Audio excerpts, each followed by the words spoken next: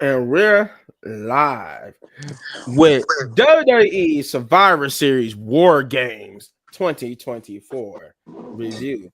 And it was actually a pretty good War Games. I ain't gonna lie. Some mishaps in there. We're gonna get that into a minute because it kind of happened in this first one. But it was a pretty good War Games. Championship, championship title change happened. Um, but pretty good war games that set the stage for some future stuff to happen and some questions to be answered about certain other people's futures. But let's get into it. So they kicked off War Games, Survivor Series War Games, with the women's War Games match, which is, as I call it, Team Bianca, or as some people might call it, Team Rhea. But Team Bianca versus Team Liv, and it was actually pretty good match. I think Nia and Bailey started off. Yeah, Nia and Bailey started the match off, and for the most part, it was pretty good.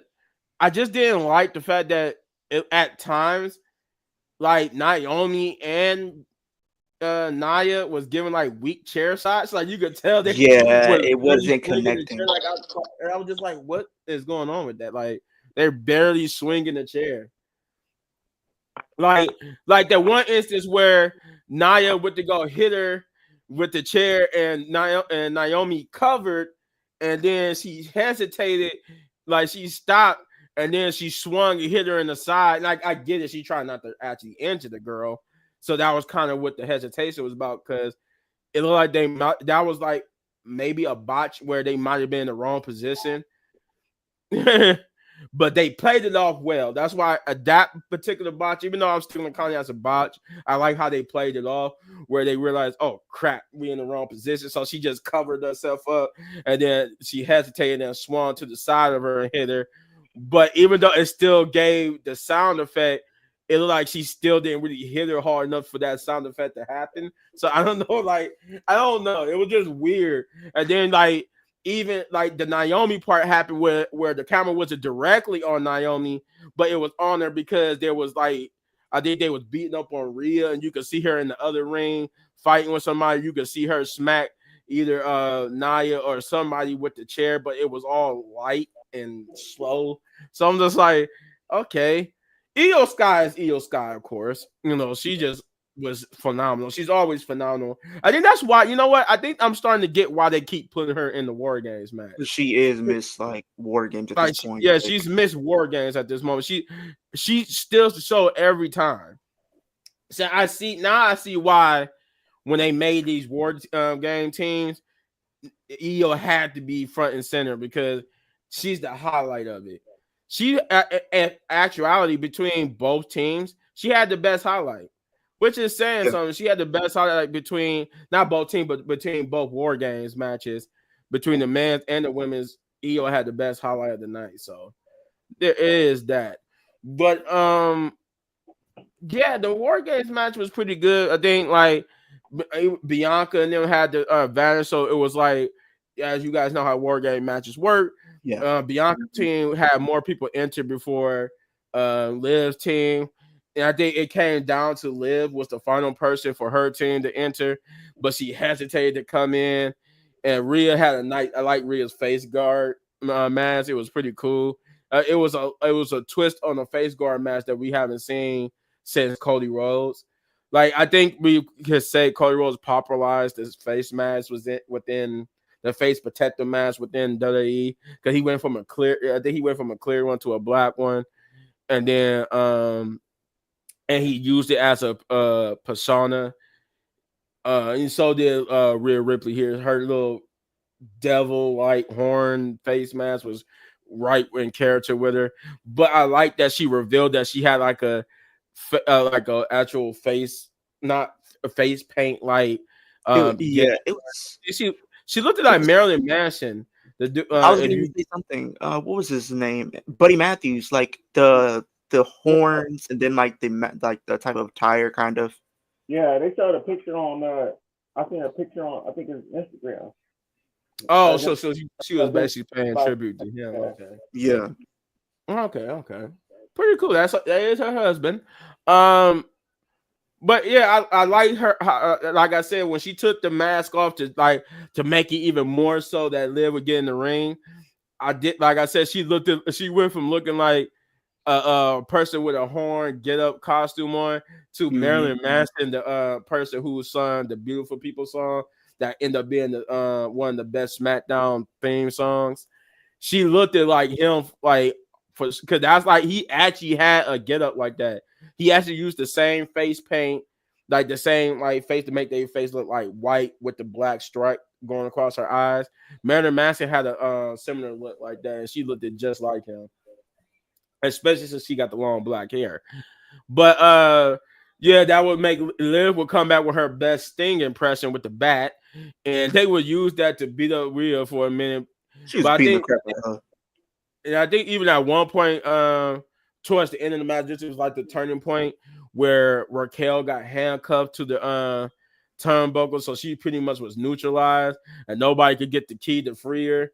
So, but I like that even though she was neutralized, they had spots where she could still participate, where they was close enough to her to, for her like to save Liv from a riptide, or she was able to do some moves even though she was one-handed. So I like that. Though I think, and we do got some injury reports to report here because I'm hearing that. Well, for the man side, there's one thing, but I think they said some. I think Raquel got like a cut on her elbow. And somebody else might have been injured too. I think they said Bailey might have came out injured from that match. Well, I know the men's match. I didn't hear too much about the women's side of things though. yeah, that's like the only thing I heard about the women's was that Raquel got a cut and Bailey might potentially be injured, but it was more so on the men's side. Pretty good match though. Team Bianca came out as the victors, as I predicted they would. Because they not, like I said, the same thing. They're not about to let Rhea lose too many times against Liv because they don't want to make her look weak. Though I didn't like the outcome of how it happened because I didn't want Rhea to pin Liv because now that's going to be an excuse for her to get a title opportunity. And then on top of that, I think Jeff, I think you shared it that Liv and EO is going to have a non-televised championship match at Madison Square Garden. Somebody sent it to us in the app, and I'm like, that's stupid. Like, just do it Raw. Like, honestly, why can't you just do this at Saturday Night Main Event? Make it a triple threat. Like why not schedule this match to be a Saturday Night Main Event? Why is Liv defending her title in a non-televised match? Because the way we're not going to be able to see it. The way I'm thinking it is like either they're gonna do one or two things. You could have just did EO and Liv straight up one-on-one at Saturday Night Main Event in 2 weeks, or with Rhea pinning Liv, make it a triple threat, and then you can use that as a way for Liv to escape with the title once again. That's what they need to do because God, they couldn't try to give Rhea another championship match. And I do not want them to do it because I want them to move away from Rhea. Let Rhea do something else. She does not need to be in the world title scene. At least all I'm asking is, please, just give us Rhea down at WrestleMania or something. Like, Jesus Christ. But if, like, I'm saying this now, if Rhea get a match for the championship and beat Liv need to win the Women's Royal Rumble and beat Rhea at WrestleMania. Please, that's the only way you can really stretch this out. Because if you let Rhea beat Liv for the title, you're basically dumping all over the second ring, which been good. You're dumping on it though because then you're just all you're saying is, well, Liv was just a holder until Rhea got back, until we was ready. We let her have it for a couple of months. And now we're giving it back to Rhea. I'm like, stop playing hot potato with it. Let Liv have an actual reign. Because all she's been doing is defending against Rhea. We finally got a different person other than Rhea for her to defend the title against. And we're going to get Rhea anyway because they let Rhea pin Liv. She could have pinned anybody else in that match. She could have pinned Candice LeRae. Hell, they could have freed Raquel and let her pin Raquel. She could have pinned Nia. Like, why are you pinning Liv? That's just an excuse to get Liv and her back into a match again for the title, and I just don't want to see it. And the problem with that is I love Rhea, but you're making me tired of seeing her in the position of power of where she's gonna keep getting these matches. I'm tired of that because I don't want to get tired of Rhea. I love Rhea, I love seeing Rhea. I don't want to get tired of Rhea, but eventually you're gonna make me tired of Rhea, just like I'm tired of Charlotte Flair, because you keep putting her in the damn matches. But I'm on a tirade. I'm sorry. I'm about to get on one too. Match was good. Team Bianca won. So besides the fact that Liv got pinned by Rhea, the match was pretty fine to me. And besides the fact that there was a couple weird botches and slow movements where you could obviously tell that wouldn't really hurt. So I don't know. But that's how I feel about this first match. Leo, haven't heard from you in a while on this channel. So let's hear your thoughts on this match. Out of all the matches, at least especially on the Wargames side, this was the weaker of the two. I would have preferred this just to be a 5-on-5 elimination match. I don't think it needed to be Wargames, and I feel like we need to kind of go back to the 5-on-5 for both men and women. I will say this: come next year, we need to see 5-on-5 elimination style matches. The only time we need to see War Games is if the 5-on-5 match between the two has been elevated to the point it needs to be in a War Games match. I didn't like how they handled the cash-in thing. Like, they continue to keep teasing Tiffany about that time and time again. Like, why?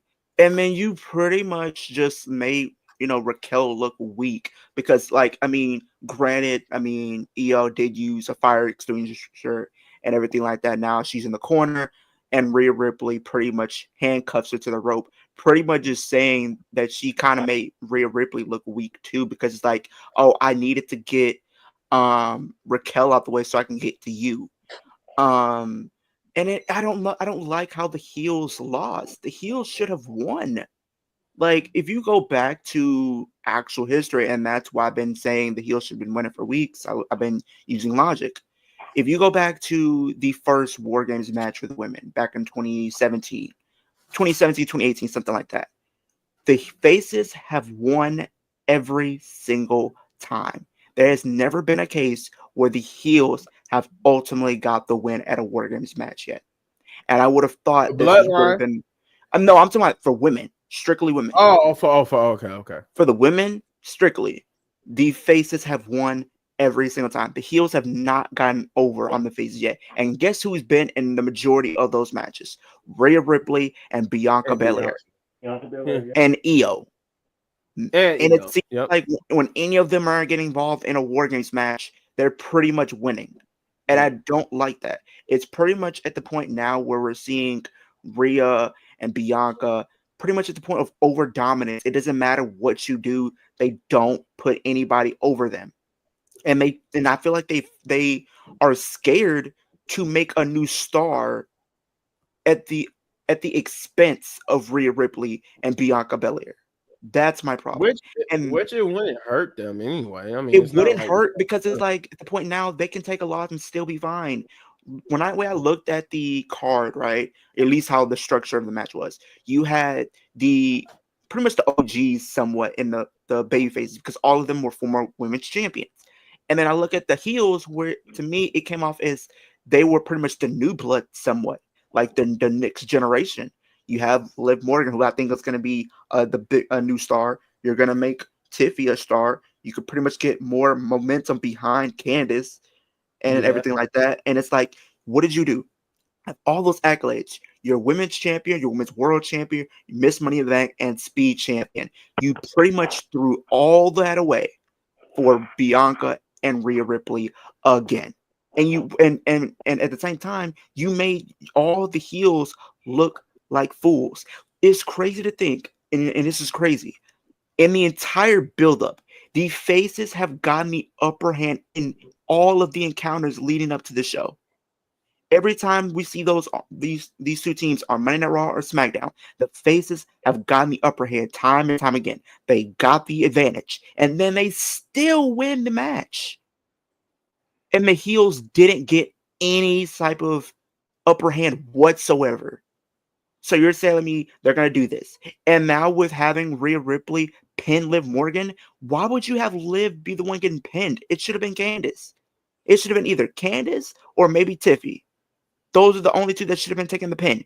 But yet you put your world champion in harm's way and have her take the pin? That's just crazy to me. And now we're going to have Rhea and Liv face each other for the title. I love Liv Morgan, and I have some type of respect for Rhea Ripley. I will say that. She might not be my favorite, but I respect her. But having Rhea Ripley keep going back to back to back, facing Liv for no reason, when you can use this time to build up other stars, to build up Liv Morgan's reign. At this point, I've said it before, Rhea Ripley should not be defeating Liv Morgan for that title, period, point blank. I'm sorry. If you have Rhea Ripley take that title from Liv, this is pretty much a rehash of what happened with Liv Morgan and Ronda Rousey a couple years ago, when Liv Morgan will beat somebody and the person she beats takes the title right back from her. And what does she do? She goes right back down the card time and time again and have to start over from ground zero to work her way back to the top. We do not need to see that anymore. She needs, whenever we have this match, Liv needs to beat her to establish that she is the champion, that she is the new star in the making. She is the woman now. She's the one calling the shots. It's her time, not Rhea's, hers. And people want to make these arguments, Rhea deserved to do what she did. But here's the thing. People want to make all these arguments. Who's the hero? Who's the villain? No matter how many times you spin, no matter how many times the roles have been reversed, Rhea Ripley is still the villain in my eyes. Liv Morgan is the hero in this scenario. If somebody took you out, you're going to want to get your get back. That's exactly what happened. What they need to do with Rhea, maybe you send her down to the mid-card and have her be in this Intercontinental title scene for a little bit. Let her be an anchor for that division to help bring some new eyes to that part of the roster. But she doesn't need to be in the main event here right now. This should be used to elevate other stars like an EO, potentially like a Zelina Vega even, and other stars who haven't gotten that opportunity to be seen at a level like that just yet. And like you said earlier, if you have Rhea take the title from Liv, maybe on a first Raw of Netflix or something like that, that's pretty much just saying Liv has to win the Rumble, because it's like you can't just have her go right back. I mean, yes, you can, but it would make it more sense, because there's already pretty much plans in place for her, Liv Morgan, to be the champion come SummerSlam next year. So either she's holding that belt all the way to SummerSlam next year because she's in Jersey, or she's going to probably lose and win the Rumble. I think you have her win the Rumble, because I don't see it being anybody else, honestly, that makes sense in my eyes, that has a story right now that would pretty much be able to garner a fan reaction like that. I mean, It's got to be Liv. Yeah. It's gotta be. That, and I wanted to talk about the fact that you said it'll be just like with Ronda Rousey. This would be exactly like with Ronda Rousey if you get the title back to Rhea, but instead, the only difference would be that you let Liv hold the title longer and you actually booked her to be a heel, like how you were trying to do the first time, but you actually did it the right way this time. But it's still the same result. You still only let her hold it for a couple of months, and then you try to give it right back to Rhea. Let it cook. Yeah, you gotta let it cook. Like, you're not, and at this point, since she owes the Rhea, technically Rhea has been beating Liv since Liv haven't beaten Rhea or anybody since SummerSlam for real. And even that, it's like, if you even look at the entire feud, Rhea's always getting the upper hand on Liv time and time again. We've never really seen Liv get the upper hand clearly. Like, we've seen glimpses of it when she took out, Rhea, a couple weeks ago, but took her out for what, 2 weeks? Liv was taken out for what, 8 months to almost a year? She's been beaten time and time again. Look what happened. Look at what happened. what happened to this is Rhea's undoing. She caused Liv Morgan to go down this path of being dark. She costed her many opportunities. She costed it her months of her career. She costed her a chance of headlining WrestleMania at WrestleMania 39 by eliminating her from the Royal Rumble. So I think you need, if you're going to take the title from Liv, she has to win that Rumble. It shouldn't be anybody like a Jay Cargill. It's not her time. And maybe in a year or two, I could see it being her. Shouldn't be a Charlotte. Shouldn't be a Becky. Shouldn't be a Bailey. Like, I think if you look at the Royal Rumble, you still have to follow up on that story to an extent, in my personal opinion, right? Because she's been the runner-up the past 2 Rumbles. So you're gonna have to capitalize on that story and finish up that part of the story. Either you have her do that, or in her becoming runner-up at the Chamber 2 years in a row as well. You're gonna have to have her win at least one of these 2 matches. Either she goes over in Toronto, or either she goes over in where is Royal Rumble gonna be held? It's gonna be in I don't know. Because I'm looking at the roster, nobody really stands out as far as I see them. Oh, I can put my money on them being Royal Rumble winner. It's gonna be in Indianapolis.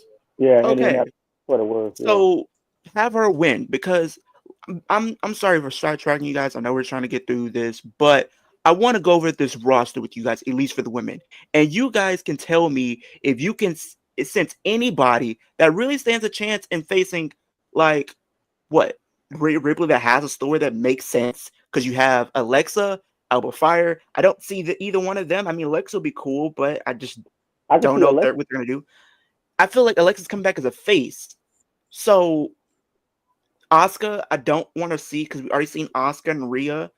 I mean, we already seen Asuka win the Rumble already. Bailey's already done it. Bianca's done it. Like, B-Fab is not there yet. Blair Davenport, where's she been? Carmella, she's been gone. Charlotte Flair, don't even get me started with Charlotte. No. Just get no. Chelsea Green. Yeah. I love Chelsea Green, but it's not happening. I'm sorry. It's not happening. Dakota Kai, I wanted to be Dakota, but she's injury prone, and I don't see them putting a lot of stock into her right now. Jade, no. Katana, no. Jordan Grace, I mean, it seems she's internally on the NXT roster, but I think she's going to go to NXT instead of the main roster. That's maybe just me. I think when her contract is up, and I know it's up soon too. I think it's up like January, February. I think it's up. Yeah, because by the time, because it's rumors that by the time the Royal Rumble comes, she'll be an official WWE superstar. And then you got Kiana, Lash. None of them make sense. Liv Morgan's the only one that makes sense right now. Lyra's no. Maxine, no. Michin, she's on a run right now, but no. Naomi, no. Nia, no. Natalia, no. Piper Niven, no. Say Naomi. Raquel, no. Like, Nikki Cross, Naomi no. could be is a possibility, but it's a hard. Zelina, no. Tiffany, no. Zoe, no. Valhalla, no. So it's like you have nobody. And then the people that you would think should win shouldn't be winning, because we've already seen them win. What is the whole thing about Royal Rumble? What is it supposed to do? Take somebody. We always say the same thing. The Royal Rumble is supposed to elevate somebody into the next level of their career, which is the main. So what have they been doing? What have they been doing since they brought in the Royal Rumble? They have been booking the dominant women every single time. Asuka, she was booked dominant. Who won the next year? What was it, 2019? Becky Lynch. She was booked dominant and one of the most over. Who won the next year? Charlotte won. Nobody wanted that. 2021. Bianca Belair. Yes, she was new, but she was booked dominant. What happened next year? Ronda Rousey, booked dominant. Rhea Ripley, big book dominant. And then we had Bailey. She was pretty much losing, but she was still a 4-horse women. Where have you been seeing new stars? When was the last time they booked a newer up-and-comer to win the Royal Rumble? Never. I don't think that. I think for the women's, I don't think they have. That's why I said never. Yeah, I don't think they have for the women's. I know they have for the men's, but they haven't done that for the men's in a long time. But But Haven't done but that for the. we can't just sit up here and just say, oh, Becky should be winning, Charlotte should be winning. No, why can't you just have them be in the mid card title scene? Let them be used to anchor that division, and they've already proven that they don't need a title to be featured on a pay per view. my thing is with them going. The only problem I have with them going into the mid card title scene is that they won't let nobody else. They No, won't I really wouldn't even say. separate Well, no. not even that, but like have them. They're at the point now where they should be used to help get the other women who haven't been at their level over. Like you're Right. starting to see, we're starting to see a new change in direction for the women, so to speak. We're seeing more wrestlers and more stars starting to get TV time. We're starting to see BFAB actually get some showtime, and she's been really doing good. And I want to see more Mhm. from her. We're seeing that. We've been seeing a little bit of Maxine Dupree. We've been seeing Ivy Niles start to get some show. We've been seeing Liv Morgan being at the forefront. We've been seeing Raquel. We've been seeing who else is on SmackDown we've been seeing Zelina. We've been seeing the start of more wrestlers getting shine and being part on these shows. We need to continue to elevate these women to be part of these pay-per-views. That's why we have a mid-card title on both brands. We do not need. We're at a we're I'm so sorry I have to put it like this, but we're at a point now in the WWE. We should not be relying on the four horsewomen, Rhea Ripley and Bianca Belair, to literally headline these shows. Because yes, do they garner a reaction? Yes, they do. Do they have a presence? Yes, they do. But at the same time, we're starting to go back to what we were doing with the four horsewomen, where it was just always them and everybody else was non-existent. Yeah. We don't need that. Especially on the Raw side. Especially on the Raw side. It's like if it's not Liv and Rhea, man, you don't exist on that roster. But yeah. That's what. So I'm gonna make a bold prediction. Liv Morgan, if she does lose between Saturday Night Main Event and January, she's winning the Rumble. No, that's what I said. Because If she either was two. It was either two scenarios I would have seen play out. Either Liv wins by eliminating maybe a Becky Lynch, and Becky Lynch hasn't forgot, and Liv hasn't forgot what's happened. Do it. Or if Rhea was still in the mix, eliminate her to win it. now if they don't, my thing is if they don't take the title and you can obviously see that she's going into WrestleMania as champion, I think they're gonna let Rhea win Rumble in that case.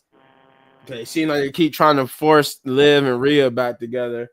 So I can see Rhea winning only if Liv is going into WrestleMania as champion. Yeah. But if they don't go that route and Liv loses earlier than the Rumble, then I say yeah, she's taking the Rumble win for sure. If she It's got it. just my thing is I'm gonna just throw this question to both y'all. If she does enter the Rumble, what number entry do we see her entering? See who? Who, Liv? Yeah. If Liv enters the Rumble as not a champion, she needs to enter at least between 15 and I'll say 25. I say number Because 30. last year she entered 30. And then the year before that, I think she entered number 2. Yeah. And the year before that, she entered like a number 7 or 8. And the Yeah. year before that, I think she entered like a 17. Mm-hmm. Oh, okay. So she's always getting early numbers or mid numbers. She's never getting late entries for some reason. Right. That's why I said 30. Hey, I think last year was the first time she got like a late entry, right? Yeah, because every time before that, the year before that, like I said, she was literally number 2, and she made it to the final 2. So she's capable of going the distance. I'd say maybe she enters at maybe like a 19 or something. That's why I said for me it's between 15 and 25. Because what's a number that hasn't been won from on both either men or women? Maybe like a 24 or a 25. I can't even tell you that, but it is a number that has never yielded a winner. And I can't remember what that number was, but it has never yielded a winner. I know there was one number that was cursed. They said it was cursed. Oh, 14. 14. That's the curse number. Yeah. I don't think Why did they anybody. say 14 is cursed? Because a lot of things happen to people who enter number 14. Like people who've entered 14 end up getting injured the same year or ended up literally getting released the same year. Oh, okay. Okay. All right. It's like usually pretty much the people who have number 14 just end up with bad luck for some reason. Or if some people end up getting eliminated early or pretty much just never really, the person that's walking out never really had a good career in the company. Mm. And then the really what capped it off was when Moxley entered number 14 and he ended up leaving the same year. Ah, okay. 2019. All right. Yeah, that's what got it. Yeah. Yeah. All right, Jeff, what do you think about the this first match with the women's war games? Oh man. Let's see. Where do I want to start? I say it was kind of. I ain't gonna say it was boring, but they could have did better with this. To be honest, it, really, like I knew Rhea was gonna win, but I didn't want her to win like this. Like, what's the point? What's the point in her winning if all they're gonna do is just do her dirty? Hold on, y'all. It just seems like Liv just keeps getting the short end of the stick. Yeah, Like people have it been really saying it's does. supposed to be like it's like on one hand you could say this has been her year, her breakout year, but at the same time, even as champion, they still book her just to be a joke. She has, and then she had to defend the title, and like, And even then, like look what when she first turned heel, they were having her be credible. They were still having her get wins. She had a little bit of an ego side. She was still coming off as dominant. It seemed like she was still able to go up against anybody. But as soon as Rhea Ripley comes back on the fold, they just start booking her like it's a joke. Why can't you keep her doing the same thing? Look what happened when Rhea Ripley first turned heel. You're telling me Liv Morgan was not afraid to go up to Rhea Ripley and fight her face to face? Are we kidding? The same Liv that beat her one-on-one a couple of times. The same woman that's beaten Ronda Rousey numerous times. The same woman that's beaten Trish Stratus once. And Becky Lynch. So she's telling me a woman that's beaten Becky Lynch in the past couple of years, Trish Stratus, Ronda Rousey, and Rhea Ripley in the last 5 years cannot stand on her own. I get it. She's I short, don't get it. but that don't mean nothing. Just because she's short don't mean nothing. Yeah, I don't get it because this whole thing started with her being brave and wanting revenge and fighting Rhea, and now when they flip it, I know heels are for to act cowardly and like dastardly and stuff like that, but it didn't fit for Liv's character. She should have been cheating and doing other stuff to beat Rhea. She shouldn't be afraid to face Rhea. She's just supposed to be using more underhanded tactics, but you make her act like she's afraid to face Rhea, and that's like kind of like make me mad too. But go ahead, Jeff. Finish what you was about to say about the women's war games. No, what I was saying was I said it don't make sense that they had Rhea Ripley win because like Rhea Ripley's already already dominant and she already got her spot in the WWE anyway. She's a veteran, so she might as well let all the other women get their shine because like the other women they need to what they need to do with Rhea Ripley is have her help the other women elevate their skills. Like even with Becky and Bianca and Charlotte, have them work with some of the young stars and elevate them to be great like them. As long as you don't ask Charlotte to do that. Yeah, no, I'm sorry to do that. But she ain't doing it. Look, that's gonna be there forever. Just like when Trish Stratus and all of them was there, like They helped out the young stars to get them where they was. So why can't they? Even now, they're coming back and helping the young stars. They should be able to do the same thing. But Triple H needs to, you know, At he this needs, point, I'm convinced Triple H has a hard on for Bianca Belair and Rhea Ripley, because this man's obsession with continuing to keep booking them to where nobody can really touch them is just crazy at this point. I Yeah. get it, but at the same time, it's just like Triple H, just more than just them in the WWE. Yeah, eventually they're gonna have to put somebody over it, and it's not gonna hurt their star power. It's not. And why not start with Liv? She's very young. She just turned 30. She's very young. Like, I feel like she's in the prime. I don't even think she's really hit her prime yet. I don't. No. And the thing is, like Selena Vega, for instance, like if they truly use her, she could be a dominant star. But they don't use her to her full potential.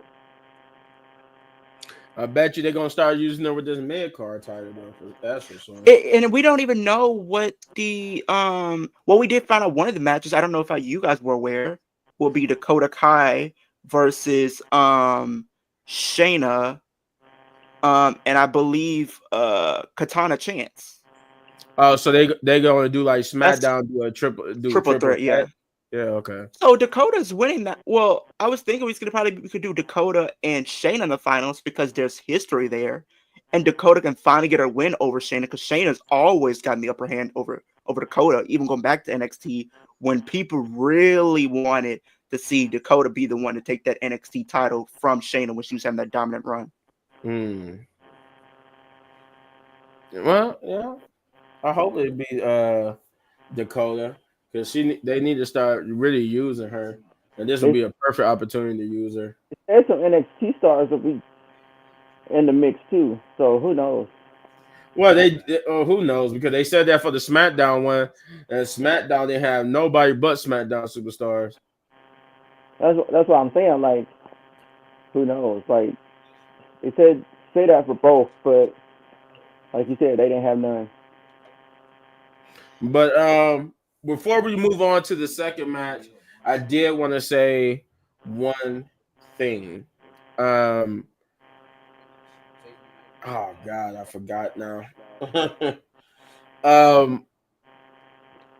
Yeah, it'll probably come back to me. I can't remember it was something about the women's that I wanted to say. That toilet spot, like, what are we doing? Yeah, that toilet spot was stupid. Yeah. But yeah, she could have that's what it was. EO, the whole point of reason why we're saying that they trying to book Rhea and them to get back together and stuff. Again, if you realize, EO is the person who should have pinned Liv. If anybody was going to pin Liv, it should have been EO. EO is the number one contender, and they overshadowed her with Rhea. That's how you can tell that they don't really care about EO. They don't even care about EO because they made Rhea the front and center of it all. Don't care about the number one. If you would have did that, if you would have had EO pin Liv, like it would have created doubt in a lot of fans' mind, like, oh, Liv might be in trouble of losing her title to EO instead of Rhea. Now we know it's like, oh, she's not losing to EO. You see, and a lot of people have even been saying that EO should win the Rumble and face Rhea at Mania. No, because then if you do that, what is Liv gonna do? I don't want to see her doing the tag team title stuff again. She's been doing tag team. Since she's came to WWE, since all the Mania she's been in, she's been doing tag team stuff. Let her actually have a legit, like, actual match and let her get a singles win for a championship on WrestleMania. No ifs, ands, or buts. What if she's walking in as the preferably- challenger or champion? Preferably not the mid card titles either. We talking about one of the women's titles, the major women's titles. But that's why the whole thing with Rhea made me mad, because it was like, I'm not saying first of all, she came in and all of a sudden it went from being Team Bianca to Team Rhea. Everybody was calling it Team Rhea. I'm like, Rhea was like the last addition to the team. Why is it not?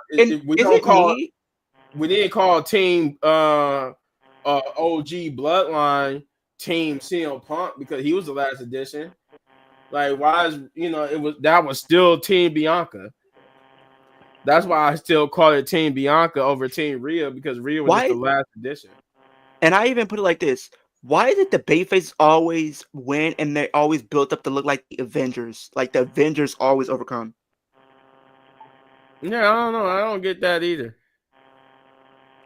But that was my last thing I wanted to point out, was that the whole Rhea thing, the reason why we are speculating that they're going to put Rhea and Liv together to eventually take the title is because the person, if anybody was to pin Liv in that match, it should have been Io Sky. But you're obviously showing us that you care more about Rhea than Io Sky, even though Io is a Triple H person as well. So it's been like that in the past though, where they had the number one contenders, overshadowed the number one contenders before, whether it's the men or the women. So I'm like, I knew it was coming, to be honest. I figured it was gonna happen, but I was just hoping, like, when it did happen, I was sitting there like, why didn't they let Io do it then? You wanted somebody to pin Liv, it should have been Io, since she's the current number one contender. Rhea can't even challenge for the title because Io got to get her shot first. So either they're gonna do that at Saturday. Unless you're gonna do a triple threat match, Rhea can't even get a shot at Liv right now. Unless they're going to save this for first Raw. You would do Io even more dirty if you get Rhea a shot before Io and hey, and I'm Rhea predicting this now. Liv. I can so see now this Rhea, now Rhea and Io got to go against. Watch Raw tomorrow night. I have a feeling that they're going to have a segment where Io confronts, or maybe Rhea confronts Liv, and Io is like, wait, I have number one contendership or something. And then Adam Pearce says, well, I know you won the Battle Royal, and Rhea, you did pin Liv last night. You both have X and cases.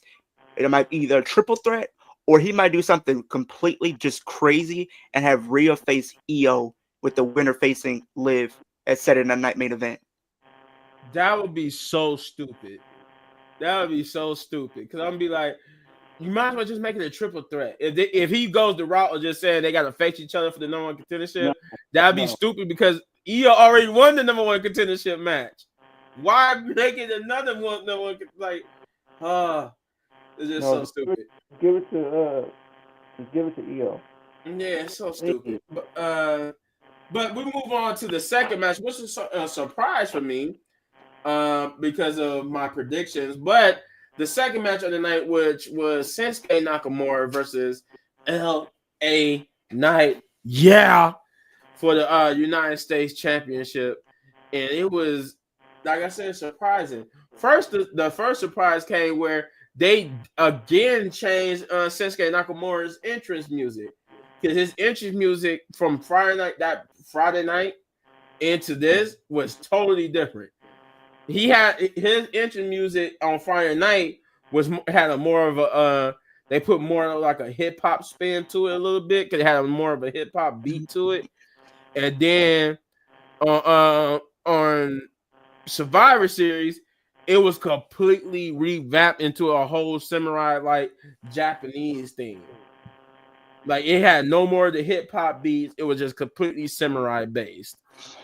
Yeah, I thought it was going to be that old Shinsuke theme, like when the man was singing in Japanese. I was like, oh boy, please don't do that again. It was strictly like violin and like something you would think you would hear in a samurai movie. Like, it had no like beat to it or anything. It was like it was completely It was completely dark with him looking like Anakin Skywalker off of Star Wars, the young Anakin in the prequels, where he would once he got grown, he dressed it all like pretty much all black to mimic his future as Darth Vader. What's up, Sabir? I also meant to say what's up, Baxter. But yeah, so pretty much Shinsuke was in LA Knight's head because this man came out dominant fast. He had majority of the offense in this match. Now that's given to LA Knight. He did have some offense too as well. But Shinsuke just looked like he was in this man's head. He had the dominant performance. LA didn't look like himself, and it proved that much with the outcome of this match. But yeah, it was like just everything was coming up Shinsuke in this match. He was dominant. He was hardcore, and I did say in my prediction I would be up for it, and it did actually happen. Shinsuke Nakamura would get the victory here and become your new United States champion. Even though I picked LA Knight to win, I said I wouldn't mind Shinsuke Nakamura winning because he need to have a payoff for this return. They need to quit having him returning, then be no payoff, and then he got to return again. So I'm glad that he won because it pays off for this return. And he looked at dominant, and he looked at like somebody who could come in and take your title, and that's exactly what he did in a dominant fashion. Shinsuke Nakamura became your new United States champion. Now, granted, I would love to see him and Shinsuke play hot potato with the belt for a bit. Because I do want him to, like, you know, I don't want LA Knight just to be falling to the wayside. So I think this would be a good feud for LA Knight. Maybe this will help elevate the United States Championship to newer heights or back to its former glory, like they did with the Intercontinental Championship. But pretty good match. Surprise winner here, which, like I said, was pretty good. I had no problem with this match. I loved it. I love Shinsuke. Both his I guess you could say two new intro music. So I love both of them. And pretty good match. Jeff, what did you think about it? Oh, man. I said throw it in the trash can at the prediction video. But to be honest, it wasn't bad. But I didn't want it to just end like this. I thought somebody was gonna come out and interfere. I don't know who, but I thought somebody was gonna come out and interfere with the match.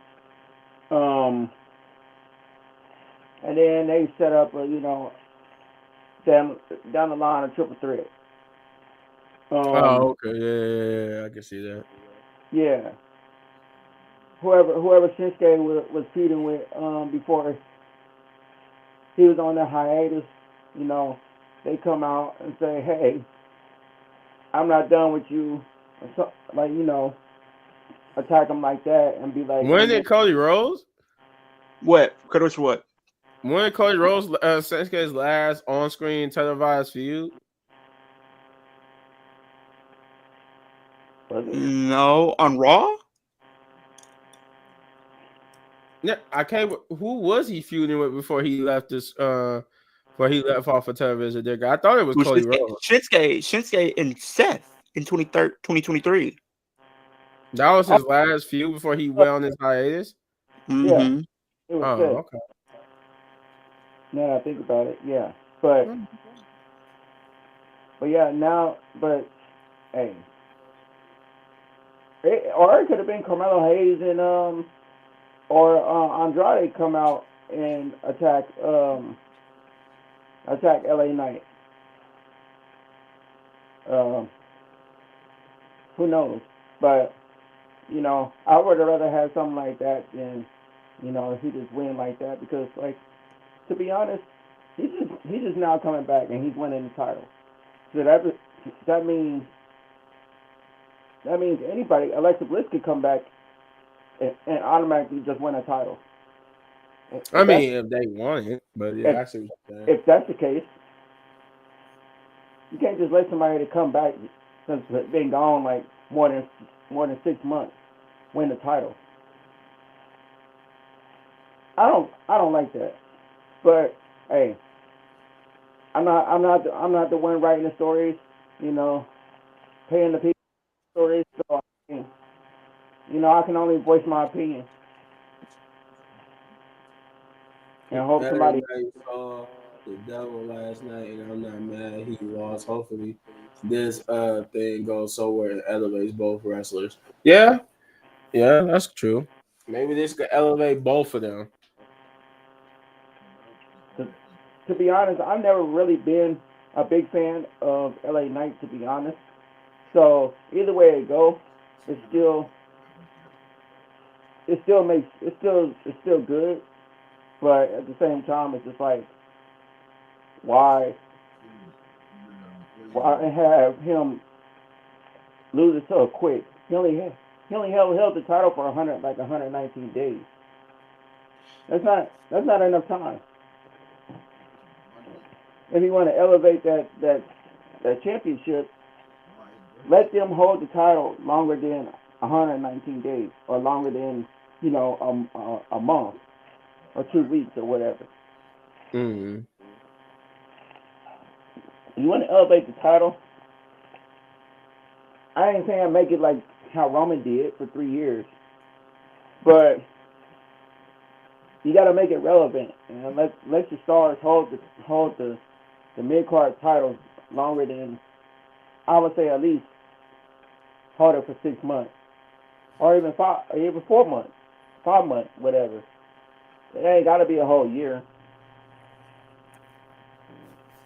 Yeah, man. All right. Leo, what do Hmm. you think about that? I kind of did see Shinsuke probably winning the title just because they're trying to position this new character as something to be taken serious. And I feel like with a lot of the times when we see people get repackaged, they don't really give them the necessary push or win when they need to win. A lot of times, and it's where, and a prime example is Shinsuke. We cannot keep repackaging him over and over and over to get us invested in him. But when we put him in a position where he needs to win, they don't pull the trigger. He should have won the world championship when he won the Royal Rumble. He should have beaten, if he didn't win at Mania, he should have won it at Backlash or Money in the Bank when they were doing that whole feud. He should have realistically won the title from Seth Rollins at the last year when they were competing for the title. Like, there's been so many times you make him a main event player, but they don't pull the trigger. This is a guy who's beaten John Cena. This is a guy who's beaten Randy Orton. This is a guy who has literally won the Royal Rumble, eliminating John Cena and Randy Orton and Roman Reigns. Like, Mm. he eliminated Roman Reigns to win it. This is a guy who's done those things, and yet they don't push him and position him for us to even care. And look at the times that we have seen him go through the mid card titles before. He wins it and disappears. He'll win the US title, disappear. Win the Oh, IC title, disappear. Win the tag team titles with Zaro, barely on screen and disappearing. So we're seeing a new iteration of his character to where I think it could be, if this is realistically handled correctly, I think we could say within the next 2 years, he could be a world champion, finally.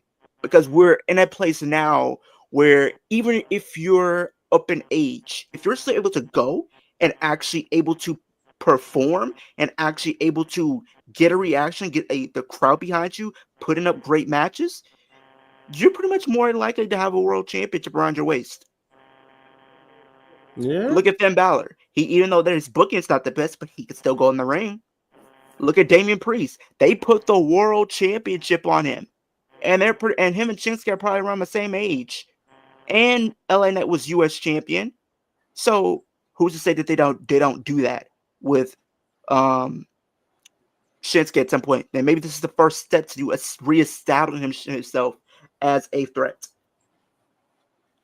Yeah, I definitely could see that. I definitely could see that. LA Knight is one of those guys who don't need to push a title. He's so good, but glad it's on his resume. And then he said, "What? He definitely should have won at Mania. He and Oscar both lost at Mania. That's crazy. Yeah, that was crazy to have both of them win the Rumble and then both of them lose at Mania. That was crazy to me. It was honestly like really crazy. That was crazy. Yeah. Let's see. We did have like a funny Alpha Academy promo backstage. Bro, what was that? With his I clothes off? Like, I think they was making fun of Mike Tyson. If you see, I think because remember if you've seen it after the fight on Netflix, he was backstage with his butt out. So I think that's what they was doing. Mike Tyson before he went to the ring, yeah, he had his butt out. So I think that's what they was doing with Otis. But if this was Netflix, it wouldn't have been censored. I tell you that much. I really don't want to see his thing, his private parts on live television. I don't. This ain't that type of website. This is not that type of show. This ain't that type of show, man. Oh my god, that was stupid. But I don't even know what they was doing, what it was all about. I just remember that he came out naked. I'm like, you know what? When I saw this on television, and me and my and people on the Flex Zone, shout out to that, we were literally watching it, and we was like, "What's going on here?"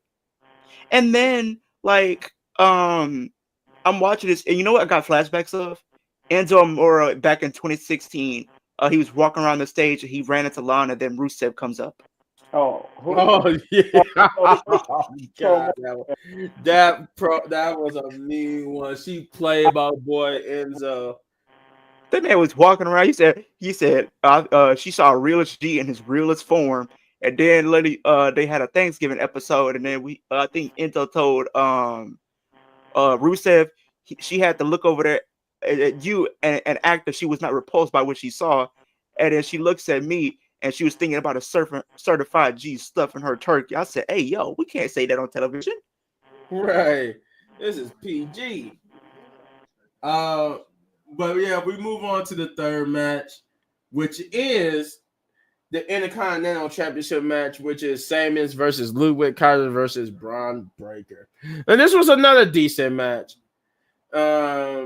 He said what? Oh dang, I forgot about that. Yeah, that was a bird ago.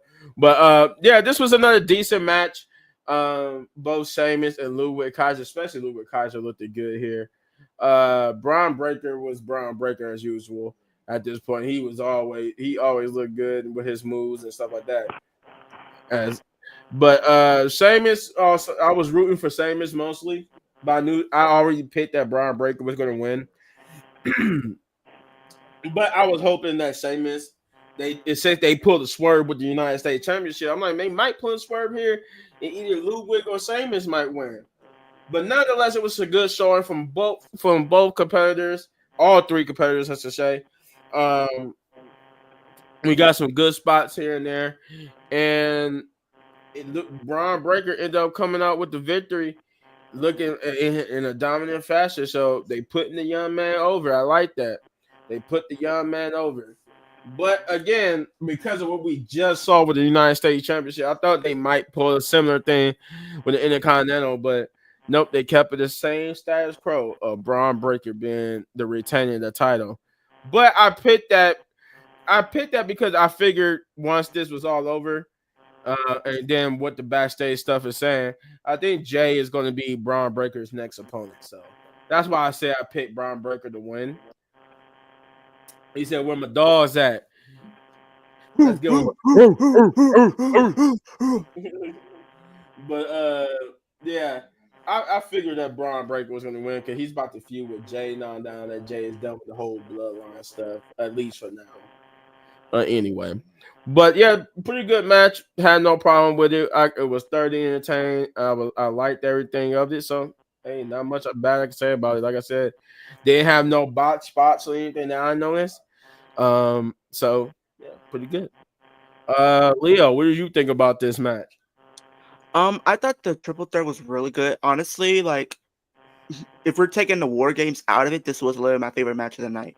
Like every single guy in this match brought their A game. We knew Sheamus was going to bring his A game. We knew Braun Breaker was going to bring his A game as well. We know how those two can interact, and we've seen what they were able to do on Raw a couple of weeks ago. And I will say this, honestly, was the coming out party for Louis Kaiser in the eyes of many fans. Because I think a lot of people look at him and they was like, well, he doesn't stand a chance. He doesn't belong in this match. But he proved he belonged in this match. And I like how they made every person in this match look like they had a chance of winning. They made numerous points throughout this match where it looked like Sheamus probably was finally going to get his moment and win that IC title that's been eluding him for so long. And they made it look like Louis Kaiser throughout the match looked like he had a chance and possibly surprisingly winning that belt. Honestly, how I see this, Sheamus gets the belt maybe on the first Raw of Netflix, and Louis Kaiser wins it at Mania. Yeah. I definitely see that because I said it too time and time again. Sheamus, either Jay, Sheamus, or Ludwig is going to be the next person to take that belt off of Braun Breaker. It's going to be one of the three. A couple of times I thought Sheamus was going to win. Yeah, I thought Sheamus was going to win that a couple of times too. I'm like, holy crap. They might actually That crowd, though. The crowd when Sheamus was when the referee was about to hit 3 when he was about to pin Braun, for Louis Kaiser to pull the referee out, that crowd went bananas. They was done for it. They hated him. They hated him because Sheamus was right there. He had it. And they were just like, oh my God, this dude, Ludwig. But Ludwig, that was his breakout. That was indeed his breakout match. Like he's proven himself to be. That's why I said, yeah, that solidified my choice of saying that it's either going to be Jay, Sheamus, or Ludwig to take that title off of Braun Breaker. Especially with Braun Breaker to soon be a babyface anyway. Jeff, what do you think about the match? Oh, I didn't really care for the match, to be honest. I didn't. I'm tired of Braun Breaker with the IC title. It's time for him to move on to the main title. Give it to somebody else. He's main event worthy.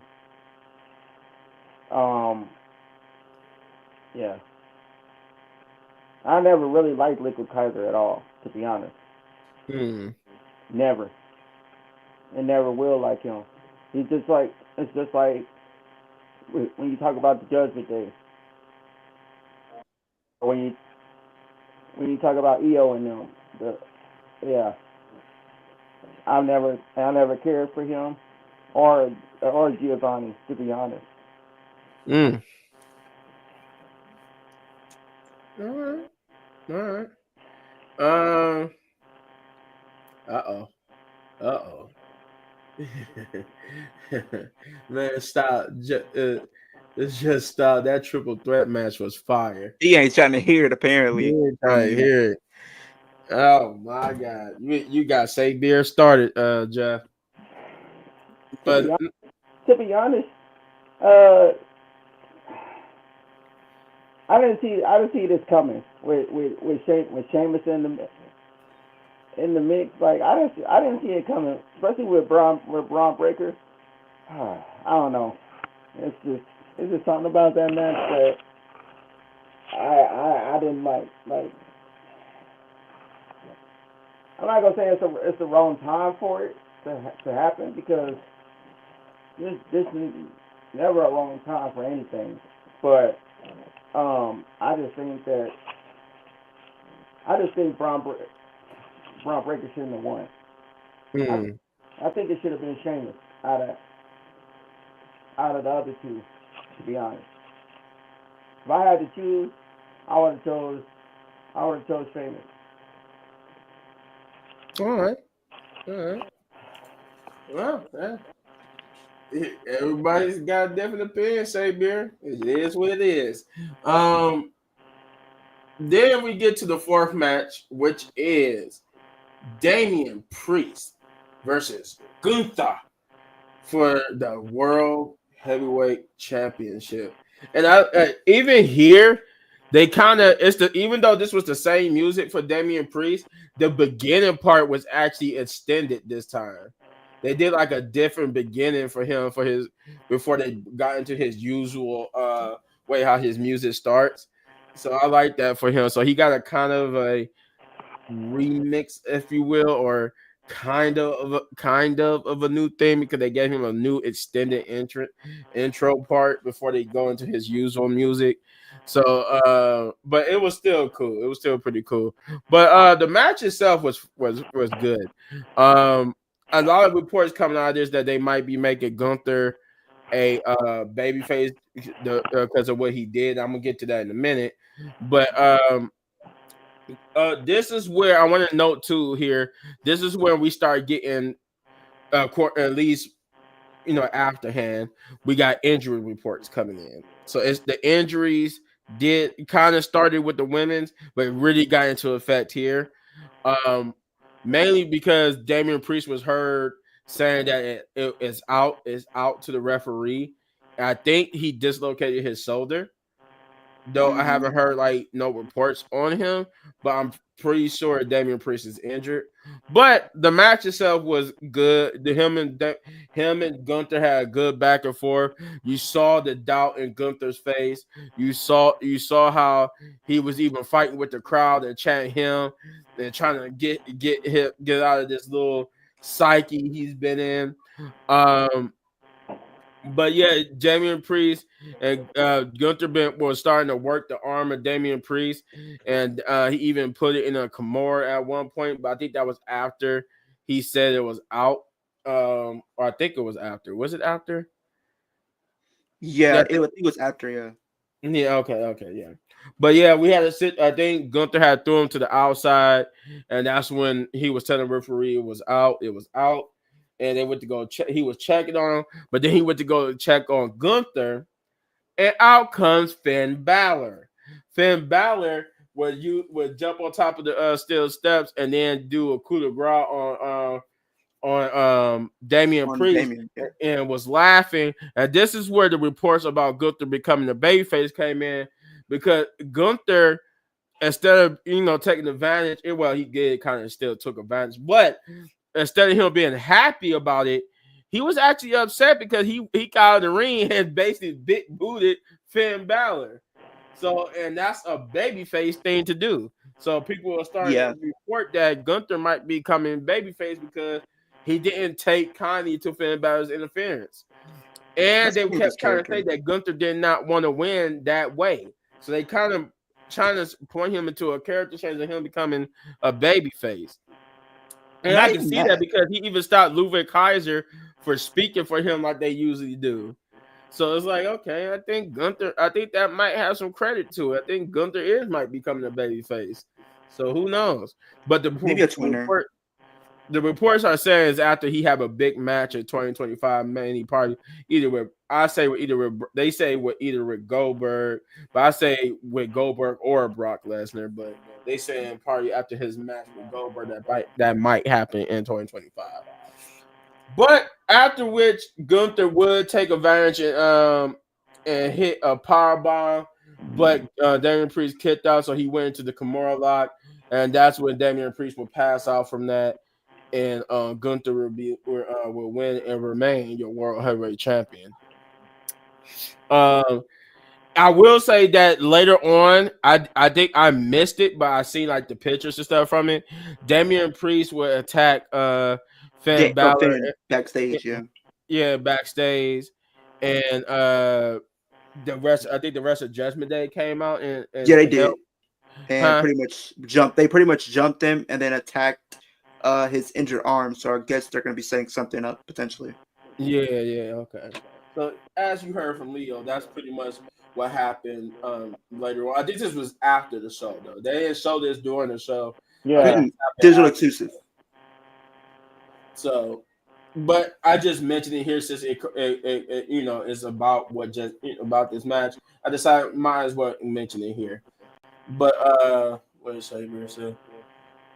That's the match I don't care for because Finn interfering was the only way to end this match because if Priest lost clean, there's nowhere for him for where to go for him. Okay. Maybe he can go after the IC belt. Him and Braun Breaker. I think him and Braun Breaker can put on a good match.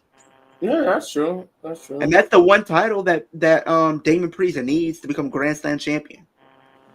I mean, I'm guessing the reason why they saying Goldberg and the reason why I'm putting Brock Lesnar into it is because both of them are hinted at that if they at least with Goldberg, he's hinted that they know that his they confirmed that his next match will be his retirement match. Yeah. But there's rumors that Brock Lesnar is also having a retirement match if he's able to come back too. So if they're both having if Gunther faces either or and that's their retirement match, he could win that match as a way to elevate his star power to that next level of being the person who retired either Goldberg or Brock Lesnar, something like that. Mm-hmm. But Jeff, what did you think about this Damian Priest versus Gunther match? I would say it was a good one. It was pretty good. Damian Priest didn't look weak. I would say that. No, we do not want a repeat of that one. You remember how that went in WrestleMania, Sabier? When Gunther, I'm not with Gunther, but with Brock Lesnar and Goldberg running against each other in their retirement match. Then that match was booed out the building. Oh, yeah. WrestleMania 20. Exactly. Why did you think they didn't want to do? Why do you think they didn't go ahead with Roman versus The Rock for the championship at WrestleMania and then put it back to being Cody versus Roman? Because damn well we were gonna get another Brock Lesnar and Goldberg booed out the rebuilding match. Hey, nobody was about to. That match would have got booed so hard. You can't. That's why Triple H does that. Like he listens because he's like, we're not about to put on another match where they're gonna boo. Hey, but here's the thing: we're just lucky this wasn't the Vince era, because if it was Vince, he don't care how many people booed and how much the stuff was going down. He would have still went with Rock and Roman. He would have went with Rock and Roman and had Cody, who won the Rumble for a WrestleMania spot, face him at SummerSlam and win. I'll be like, that don't make. He probably would have had him face for a mid card title, knowing Vince. Knowing Vince. Exactly. But, yeah, we don't want to see that, Sabier. We don't. I don't either. But go ahead, Jeff. I'm sorry. No, I was saying that it was a great match. I said it didn't. That Damian Priest didn't look weak. Well, neither did Gunther first. To be honest, like I would have been okay with either one winning. To be honest, because like both of them. Well, Damian Priest don't really need it, but it could have helped him. But all they was gonna do if Damian Priest won was just, to be honest, do like what they did with what's his name that when he can't do to what's his name when he won his match against who was that when Damian Priest cashed in. It was it Drew and Seth? Yeah. Do the same thing, like that. Well, they could have, but guess what happened? They gave the Money in the Bank briefcase to Drew for them to screw him out of it. So because here's what they said: they didn't want both people holding the briefcase, and then they just felt like with the plans that they had in place for Cody to have it for a long time, and also they were going to put it on Gunther, and they didn't want anybody to beat them and want them to lose their titles to a cash-in. Like, come on. So you're telling me you gave it to Drew just for the sake of their feud. I still look back on it, and I feel like it was written all over. This was a layup for it to be Jey Uso. And what did they do? He was on the freaking poster. They fumbled. Do they not realize there was literally merch. It was money waiting for them on the table, but they threw away. Do you know how many people would have literally bought Yeet in the Bank briefcases and They Yeet? would have sold so many Yeet shirts had they or Yeet in the Bank shirts had they made him But you Money know in the what I Bank. think? And this kind of, even though we'll get into it a little bit, but like Jey Uso, like they made that man look like a mega star last night. Like the fact that Punk and Roman came out before him and they let him go at the end. Let him be the last one come out. Mm-hmm. And the crowd. Like, please, I'm just this. I know me and you have talked about it before. For everything that's going on right now, if they're gonna do a match for Gunther and they need an opponent for him for next year's Mania, let it be main event Jey Uso. Let Jey win the Rumble. Let him face him for the title, and maybe have him beat Gunther for the title, because there's a story there. And all of his matches that Gunther has had, and he's faced Jey before over for the IC belt. Here's the thing: the only reason why Jey has lost to Gunther is because of interference. If it wasn't for interference, he probably would have beaten him for the IC belt back then. Mm-hmm. That can be the story. That can be the story they can tell going into WrestleMania, and he can pretty much go up to Gunther and says, "I would have beaten you for the IC title if it wasn't for Louis Kaiser and if it wasn't for Jimmy. If it wasn't for them getting in my business, I would have beaten you right then and there." And you can kind of continue that dissension of Gunther maybe having doubt. Have Jey Uso win some big matches going into WrestleMania. Have him beat some big names. Yeah. I can see that. He said that Street Trash is not beating Gunther any day of the week. Oh God. That you are so wrong, Savior. You are so wrong. Jay did have it crunch, no lie. Yeah, Jay had it gone. But we're gonna get to that in a minute. But so we heard from Jeff about what he thought. Leo, what did you think about Damian Priest versus Gunther? I mean, the match really was really good, honestly. I will say, however, this isn't as good as the one that they did at SummerSlam. I think the one that they had, the match they had at SummerSlam, was way better than this one. But this one still wasn't no slouch by any means. I did think Finn Balor was gonna get involved because they were kind of telling you that story going into the show. How many times we've seen Finn Balor name drop Damian Priest over and over? Like, he literally goes up into Dominic. He was like literally saying, because of you not beating Damian, he's now has another shot at the world title. So they've been telling you that he was going to get involved some way, somehow. But they also keep Damian looking protected because he has not been able to lose clean to Gunther. And I knew we were going to get back at to this match some point, because once we seen Gunther beat Damian, I knew at some point in time we were going to see those two face each other again, because he never got a rematch for that title. So that was his rematch, quote unquote. But then we're kind of sending him back into this mid-card storyline, or what we're going to do is pretty much propel Finn up to the main event scene with Damian, because you can maybe set up a triple threat with Damian, Finn, and Gunther based off what we've seen happen at Survivor Series. I do think that could be a potential route.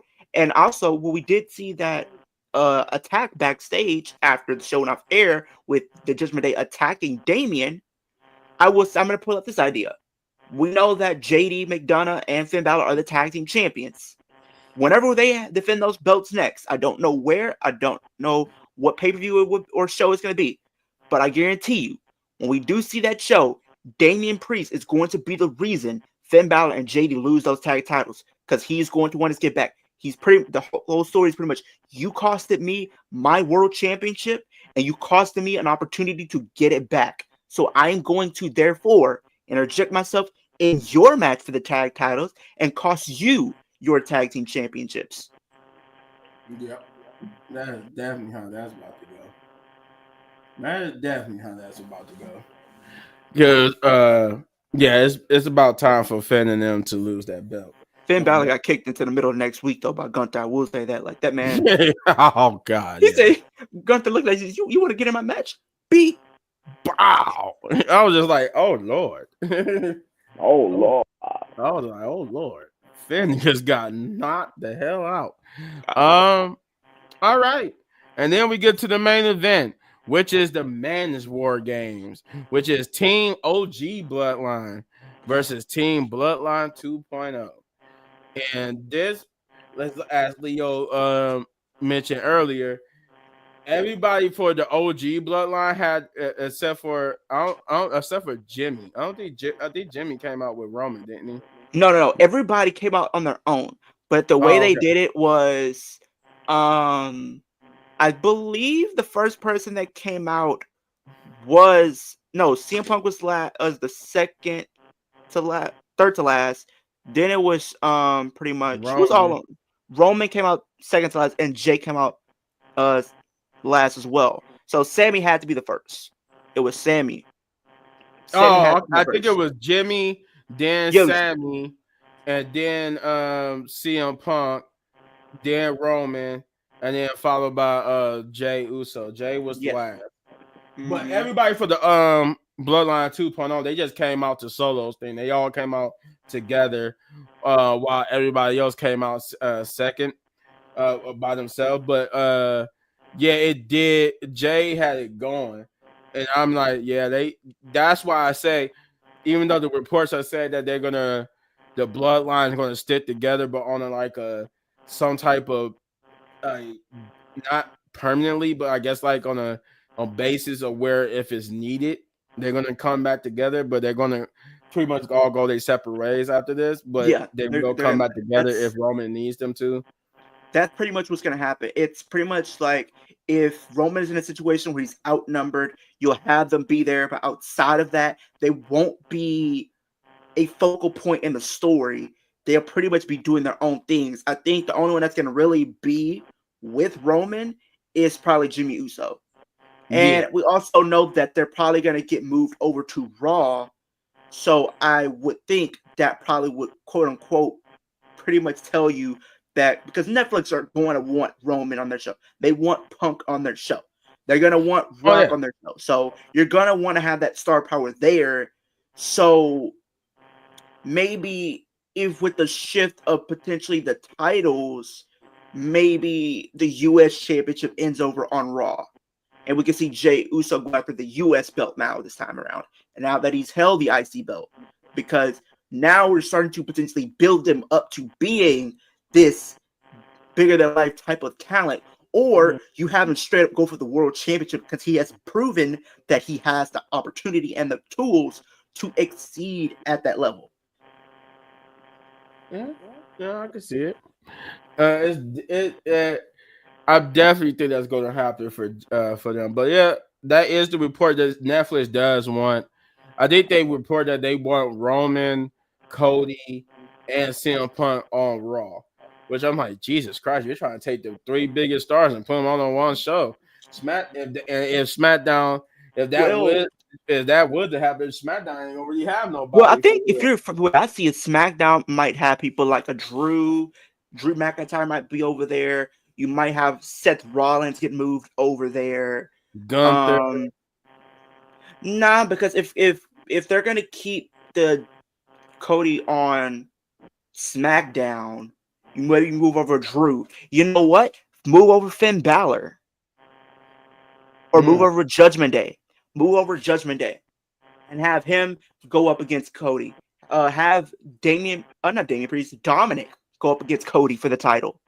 Have him go up, have another plethora of heels that he can go through. You can have people like a Drew McIntyre when he's come back. You can have a Finn Balor. You can have a Dominic Mysterio. You're still going to have your Kevin Owens and Randy story. Those are 5 people right there you can continue to keep going through. Yeah. That's if Netflix don't get their way, though. Oh, we know they will. Because you know they're going to pay top dollar to get the big names. And those were the rumor names that they wanted. They wanted go like Roman, 3 hours. They wanted Roman, Cody, and CM Punk to be on Raw. I've been hearing that the Bloodline And now they're 2. gonna make it 3 hours.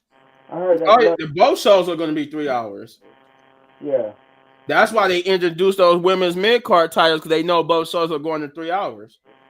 And then it's crazy to think, like when you said, even with the 2.0 Bloodline, they came out together. I was surprised that at least Bronson came out with them. I thought Bronson would probably maybe had his own separate entrance. Yeah. Yeah, I But thought also, Bronson would have his own separate interests, but they all came out at one time. and then Yeah. on top of that, I did hear a report that it is a possibility they're considering Bronson Reed to be going forward part of the Bloodline. Not him being so they pretty much won't have him be a singles competitor anymore. Well, he still will, but he'll be part of the Bloodline now going forward. So he'll be part of that faction going forward. Bloodline 2.0 came out like a squad ready for war. Yeah, they did. And lost the war. But yeah, so the match was good. It was worthy of being the main event. It had some good spots. I like the fact that we had CM Punk and Roman basically going at each other, like not being able to get along with each other, and they used that to have Paul Heyman interfere. Oh, not interfere, but come down. I'm gonna get to that in a moment. Please, guys, tell me you saw what I saw last night. Bronson Reed and Jacob Fatu worked really well together. I was like, damn. I would like them to be the legit tag team, but I don't want them to be stuck in limbo like the others. Yeah, I seen that. Yeah, I seen them work well together. I did see that. I did see them work well together. And I did like their teamwork. They will be a dominant tag team, but I don't know if I don't want. You know what? No, I do know. I don't want Bronson Reed or Jacob being a tag team people. They need to be singles competitors. Let them go after like the US or the IC, whatever belt that they have going on. If you put them on SmackDown or keep them on SmackDown, have them be potential candidates for Cody.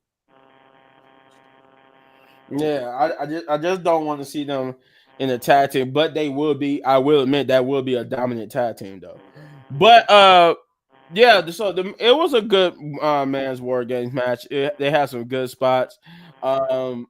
With with the whole Bloodline 2.0 having the team advantage. I did like when CM Punk was trying to go out and Roman stopped him and he sent Sammy out. He was like, and he told Sammy to go ahead. I'm like, haha. And CM Punk, and you saw how CM Punk was looking at Roman like he was like, are you serious? Like they was getting ready to fight in that cage. And I was just like, oh my God. And then the next time we see them, they just standing on the opposite sides, just like, oh man, I can't stand this guy. And then CM Punk, Roman, like he was getting ready to come up, but then CM Punk just brushed past and was like, nope, I'm going. Nah, pretty much Punk just said, get out of my way. All right, get out of my way, man. I'm going. And you see Roman just looking like, son of a. I'm like, hey, turnabout fair play. Roman, you did do that to him just not long ago. He pretty much I like the spots. I will say this, between the women's and the men's, there was more weapon spots in the women's than it was in the men's War Games. Yeah. I did notice that difference between the two. The women's War Game had more weapon spots than the men's did. They didn't really use as much weapons. They didn't really go under the ring as much. Like when Jimmy got into the ring. And speaking of Jimmy, this is the time I want to start talking about the multiple injuries. Now, coming out in the men's War Games, we got Jimmy, who has been reported that he broke a toe. He did after doing that that off the cage flash. Yeah. And then they said he broke his toe. Jacob Fatu is also being reported to be injured with the knee. I think it was something with the ankle when he did the moonsault onto. So he was trying to do a moonsault onto CM Punk, but CM Punk evaded the move. And then with Bronson was pretty much towards the end when he was about to jump onto Roman, but Punk got him out the way and then pretty much went through the table.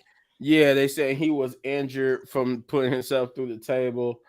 At this time, I don't think it's known if these injuries, well, besides from Jimmy, we don't know if the injuries of Bronson and Jacob are serious.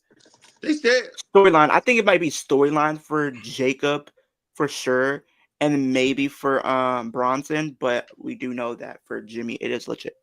Yeah, we know for Jimmy that is legit, but that's where the injury reports. We got like a couple. Like I said, we had like maybe 2 injury reports for the women's, and then we got an injury report for Damian Priest, and then in the men's war game match, that's where we got like the majority of the injury reports coming from. That they reporting that 3 people are legit injured, but we do know that Jimmy got a broken toe. And then it's reported that Bronson Reed and Jacob are injured as well. Yeah. Yes, I agree because Cody needs to be defending that belt, or the fantasy ride going to be over quick. Yeah, true that. True that. But at least I will say that he defended it more times than Liv, and I'm mad they haven't had Liv defending it as much. It's like they got her on hold for Rhea. Like, stop that. He's defending his title more than Roman did. Yeah, he defended his title more than Roman too. That tsunami on Sami Zayn was brutal. Yes, it was. Yes, it was. The match was, like I said, was good. I like how they try to lock the cage. Somebody sent it to us. One of y'all sent it to us in the app. Where they said with Tama Tonga and Jay started the match, and Tama Tonga was climbing the cage like Super Mario. Oh yeah, Tama. No, I was literally just watching that. Why does it look like he was just swinging on the cage like a monkey? Like he just swinging, like going like, "What are you doing?" Like I'm like watching it. Why does he look like a monkey doing that? I said he really looked like a monkey or the dude from the Wild Thornberries then. And then you heard him say, yeah. I'm like, oh God. I just it was so wrong. But we did. But him and Jay was the best people to start this off with, because they had a good. I like how he told Jay, no, come to me. We got a whole ring over here. And then when he got over there, he was like, oh yeah. Like, they were sizing each other up and they just went at it. And Jake was cussing during this match. He was just going cussing a storm up in this match. Oh yeah, they was good. And I like that we finally we didn't have like much censors, though. We had a weird censor part where CM Punk when they were doing the entrance, and CM Punk was stirring the pot, was pushing Bronson Reed in the cage. All of a sudden it just went dark. And I'm like, what happened here? Yeah. Because he looked like he did something, and then I don't know if he hit Bronson or he hit Jacob. Because if he hit Jacob, I'm sorry, Punk, you were about to die, bro. Because you shouldn't have done that. You don't hit Jacob. It was Bronson. It was either Bronson or Jacob. Because it looked one of them 2 heads went back when he pushed him. It was just like, I think it may have been. I don't know. It may have been Bronson but Jacob was literally charging at Punk. Yeah, he was. He was trying to get out the cage at him. But, I like when Jacob did finally get out the cage and was able to enter the match. My boy came out with the prayer hands, and then he running to the ring. I like how, and I love the spot where when CM Punk finally got in there and he was hitting everybody with the toolbox. And he did that running bulldog on Jacob, and Jacob just got up and pushed the 2 bottles. I was like, oh yeah, he just entered the crowd, and he's just like, yeah, it's time for him to go to sleep, not realizing that Jacob was up waiting for him, and then at the same time that CM Punk went like this, Jacob went. You turned around, got some more. I might have to go back and watch this smack specifically just to see Jacob and his mannerisms throughout the match. Jacob that's why I say I just because of that I don't want to see Jacob in a tag team because he was like building him up like this, and have him become a baby face. Oh, man. Have that. Just imagine the interaction when that one episode of SmackDown maybe leads up to WrestleMania 41, because I predict we're going to do Solo and Jacob. Jacob says, I hate you, Solo. Right. After all this time, I love you, Solo. Oh, Lord. My man gonna say, I hate you, Jacob. I mean, Solo. So I'm like, oh, man. That man died. That man died in that ring Like the only I knew in this match, he was pretty much one of the MVPs. The only person that's gonna take Jacob out this match was Jacob himself. He literally got put through a table by Jimmy Uso doing that splash, and also got hit with a 1D. But then, did you see after he took the splash, he would start shaking? I said, "Oh, his body's convulsing. This man is having a seizure." I said, "Somebody come check on Jacob." Right. Could you imagine? Could you imagine Jacob start shaking and he would still had his hands up like this? Oh my god, that man is dedicated to Solo, and I like how they explained it too. How they said that the reason why he got so much love for Solo because Solo gave him a second chance. He was the person in the family that nobody was trying to help out or whatnot. Then here come Solo giving him that helping hand and giving him that new lease on life. So that's why he so much dedication and loyalty to Solo. So it was cool. It was cool. The match itself was fine, but like I said, that was a couple of highlights I wanted to talk about, like especially with Jacob. Then we got, like Leo said, we got the splash from the top of the cage to put Jacob through the table, which broke Jimmy's toe. We got some great moves from Bronson Reed, Tsunami on Sami Zayn. I did like how then we got that part where the CM Punk and Roman was going at it, and then Paul Heyman had to come out and try to remind them that they need to work together to win this match. Because if they implode now, we're gonna lose. And they just they looked at Paul and looked at each other, and they all stood in solidarity and started fighting with Solo and them. And like I said, Solo locking the cage, which forced Roman to climb the cage to get in the match. Yeah, that was funny. And He said then, how like, be a babyface. and you notice they couldn't start the War Games match until the referee and then could get in the cage. He So says how he can be a babyface, and that's like, how can Jacob be a babyface? I mean, think about it. You can have him be a babyface where he just doesn't take anything from anybody. Like, he could be cool, laid back, chill, but he don't mind snapping a couple people's arms like twigs if they annoy him or get in his way. Or you can go the Batista route, Yeah, like how maybe they he can do did, the Batista. like how they did Batista, where when he was in Evolution, he was like this terrifying person of the group, and then once he won and had the opportunity to pick whoever he won the Rumble, and he could pick whoever he wanted. They kind of, even though it would, that means Solo like the title or something, but or you could just run it without a title. God. But have him like, oh yeah, you go like he's starting to get scared of it because you can start to see he might start to turn on. So you try to get him to go to the Raw to dominate Raw or SmackDown, whatever. So they on. I just thought of it. What if you have Jacob versus Braun Breaker for the IC belt, which would be cool, but not Braun Breaker. We have Jacob Fatu versus Gunther for the world title. That could be good. I don't know. That could be good. Well, except Randy Orton, so never mind. That babyface don't dog walk someone. If if somebody pissing you off, you'll dog walk them. You don't have to be a bad guy to dog walk somebody. I'm a dog walk your bigger. Well, except Randy Orton, so never mind. Yeah, Randy Orton, he dog walk people both a heel and a baby face. I'm a dog walk anybody. I don't care if I'm heel or face. Right. Somebody but yeah, overall, it was a good match. Team OG Bloodline would get the victory here. I think Roman pinned Solo. Yeah, and like with Rhea, they're not gonna let Rhea or someone like Roman lose twice because they're so afraid that's gonna make them look weak and people's not gonna like them anymore. Speaking of Rhea, it's not gonna happen. Here's the thing, and I just looked at this article. This pretty much was an interview that happened during the press conference last night from Rhea Ripley herself. And Rhea Ripley said this, and please brace yourself because this does not sound good. Rhea Ripley says she's not done with Liv Morgan and Dominic Mysterio following Survivor Series last night, and I quote, "Revenge seems to be the topic of conversation when it comes to me, Liv, and Dominic Mysterio."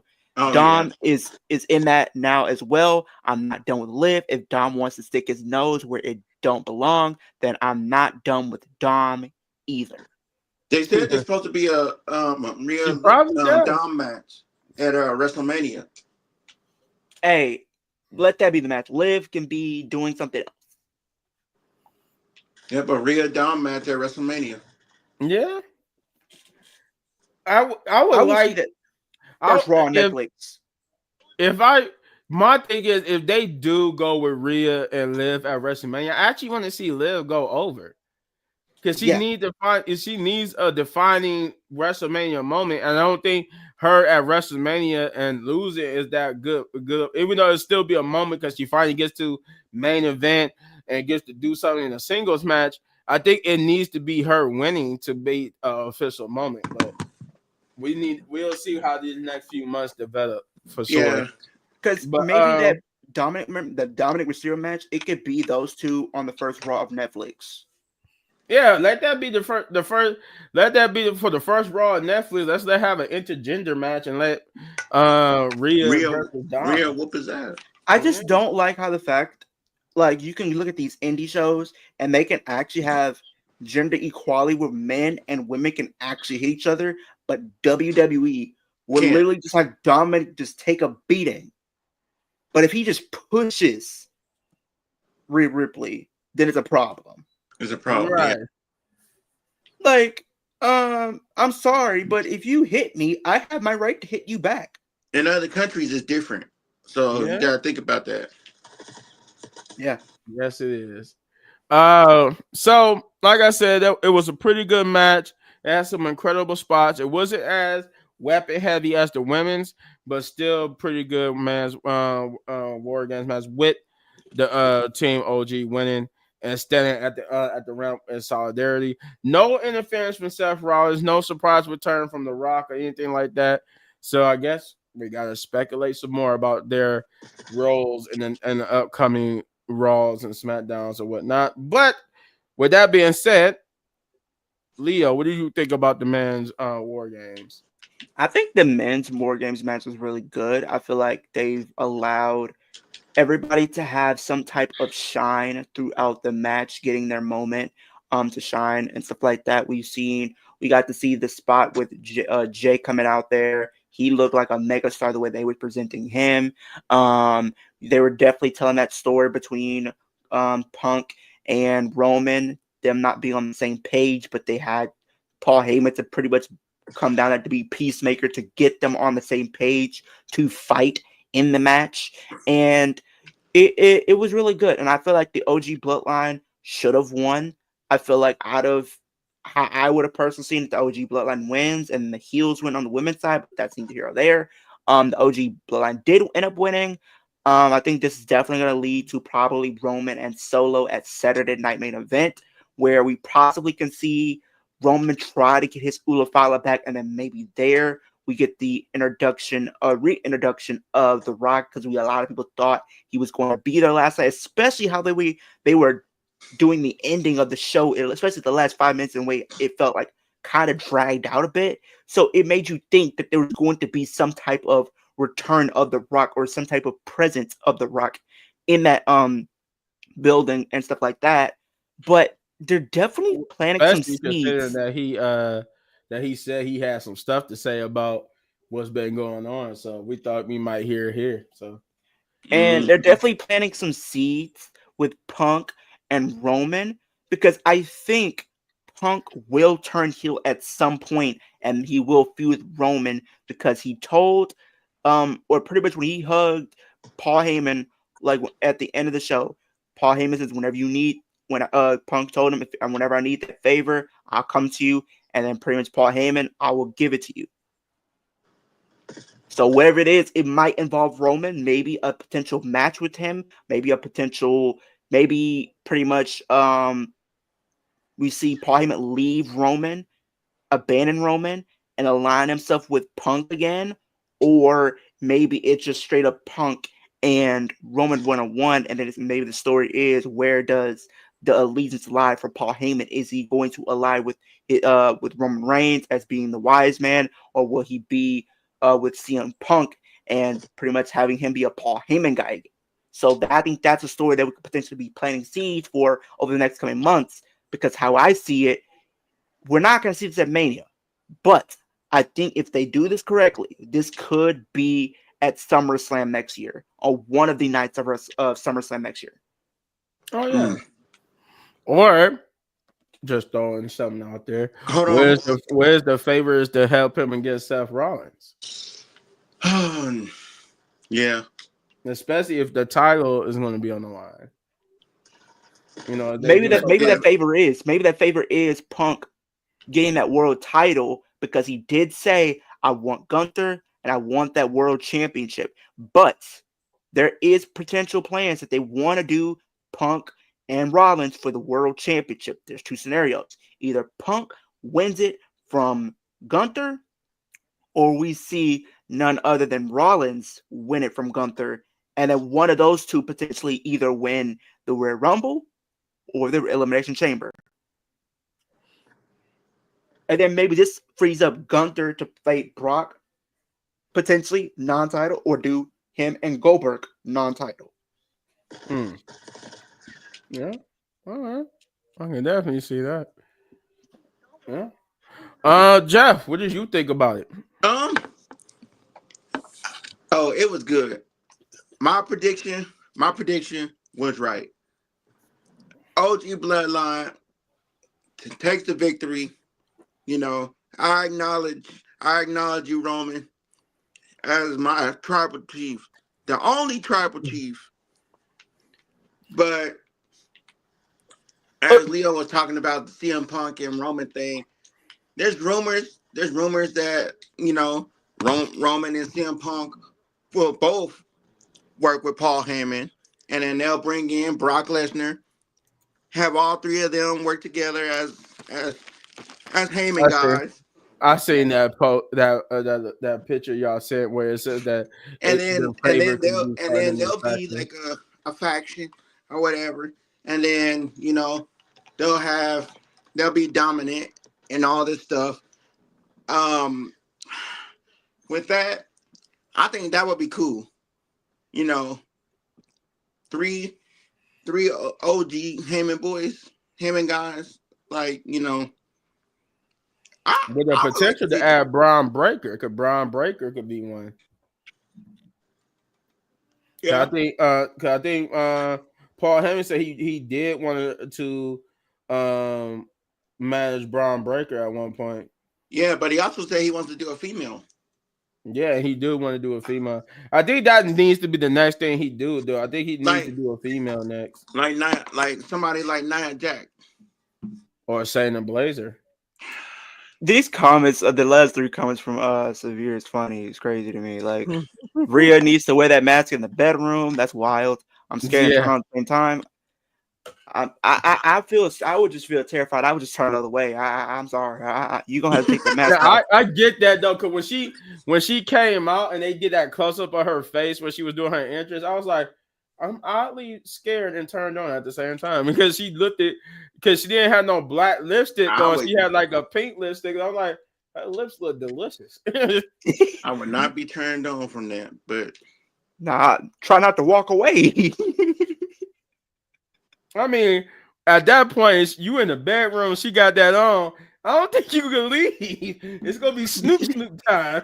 Bro, I was telling get riptide around the bed. I told my one of my friends, we was streaming and we was talking about Rhea, and he was like, he wouldn't mind being dominated by Rhea Ripley. I said, are you sure about that? Because if she come in with a strap on and then you're in that bedroom, you ain't leaving. Getting away. She got that strap on. You're not getting away because she's strong. Don't let it fool you. Because I was there in person. I seen Rhea in person.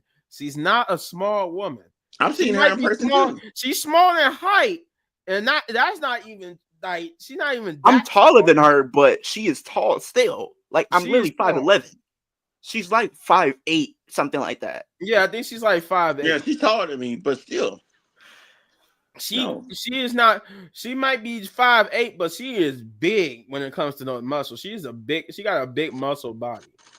You're not overpowering. Like I couldn't overpower her. Nah, even though I'm taller than her, she probably make me look like a buffoon, like a cruiserweight. She gonna make me look like a cruiserweight. Her like you just look. Think about this. Her Rhea, what's her name? Raquel? Jordan Grace and Zarya. You're not overpowering them. There's about to be Snoop time. Actually, Zarya looked like one of them from that episode. If you think about it, she got the same haircut as one of the Snoop girls from that episode. Futurama. If you never seen that, go watch Futurama. I forgot what season it was. But it's the Snoop episode. Now, how would you feel about that? If she is in the Rumble, Jordan Grace, and her winning the Rumble, no, and having her face live, I wouldn't say she win it, but she definitely won the final two. Or the final four. The final four. She's won the final four. Because I say, what you do with her if you put her on the main roster, have her be in the mid card title scene, have her be challenging for potential. I would definitely put her as like not a lower mid card person, but she'd be like a high mid card person. Have her work her way up to the main picture. Yeah, I would give her a good impressive showing for the Royal Rumble. Don't just put her in the main picture. No, I don't want to put her in the main picture first, but I would let her get like an impressive showing in the Rumble, and but then like put her as one of the high contenders for either the Women's United States or the Women's Intercontinental. Somebody said put her in the tag division. I'm like, no. Her career's gonna be over before it starts. No, but if you're in the bedroom with one of them three ladies, you're not escaping that. You're not, especially if it's Jordan Grace and Zarya. You're not getting out of that. You might. I give you that. You might be able to escape Rhea and Raquel. And that's a might. Or a Jade Cargill, maybe. Or Jade. Or a Bianca. No, you ain't they're not even as big as Jordan Grace and Zarya, but they still. But you know Jordan Grace is only 5'3", right? Yeah. And you know that little stocky woman got the more muscles than all of us combined. I'm taller than her. Yeah, but it don't matter. She got more still dominate you. She'll still pick you up and dominate you, bro. She would pick you up and slam you and be like, "It is Snoop time." I can pick her up and slam her too. I mean, please, my pelvis, no. I could probably pick her up and slam her too. Oh no. Well, because you got to account for the fact that she got a lot of muscle mass, so she is a very heavy person. But like you said, oh no. She said, oh no, my pelvis, no, please. That don't. Like you said on the show, my son, the spirit is willing, but no. Hey, but think about it like this? What if Zarya and Jordan Grace and Rhea Ripley all in the same room with you? Oh no, you dead. You dead because either you try to run from Rhea you want to lob. Yeah, you want to lob. Rhea's gonna headbutt you. Zarya's gonna spear you, or hit you with the F5, or hit you with the F5, and Jordan just gonna manhandle you. So you're not like you have to you try to figure out who can I get past, and you're not getting past either one. Nobody. One of them is gonna be blocking the door. It's just gonna be terrible screams of pleasure and anguish. They pretty much the terrible screams are going to be coming from you while you hear the pleasure from the women. So pleasure with the strap on, and you're in pain, and just pain. And then like I can see like out of the horror movie, the door just opens and you're crawling, trying to escape. And then they just grab your feet. You're like, no.